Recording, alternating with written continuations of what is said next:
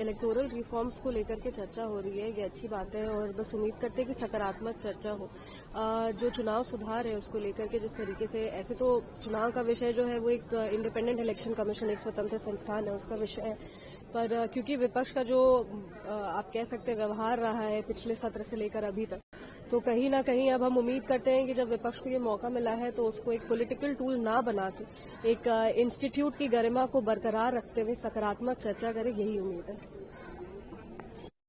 ये मीट उसमें क्या बातें हुई,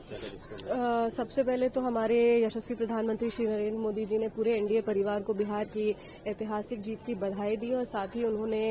माननीय मुख्यमंत्री श्री नीतीश कुमार जी का विशेष अभिनंदन किया कि जिस तरीके से माननीय मुख्यमंत्री श्री नीतीश कुमार जी ने चुनाव के प्रचार प्रसार को एक मजबूती दी और एक कह सकते कि अपने लिमिटेशंस के बियॉन्ड जाकर के चुनाव प्रचार प्रसार किया और वो एक ऐसे नेता के तौर पर पूरे देश में उभरे हैं जो आप कह सकते हैं कि 20 साल बाद भी जिनके खिलाफ कोई एंटी इनकम्बेंसी नहीं रही। पूरे बिहार के एनडीए परिवार को उन्होंने बधाई दी और उनके जो कार्य रहा है पूरे चुनाव के दौरान और जिस मजबूती के साथ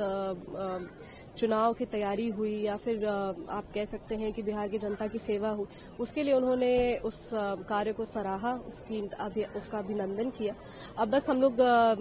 साथ ही में यशस्वी प्रधानमंत्री श्री नरेंद्र मोदी जी ने ये भी कहा है कि कैसे हमारे को आगे का अब जो हम लोग का कोर्स ऑफ एक्शन रहना चाहिए, उसके लिए हम लोग को प्रॉपर एक तरीके से गाइड किया है, एक अभिभावक मार्गदर्शक के रूप में हम लोग को बताया है कि अब आगे चल के कैसे अपने कॉन्स्टिट्यूएंसी को हम लोग और मजबूत कर सकते हैं। एक सांसद होने के नाते हम लोग किस तरीके से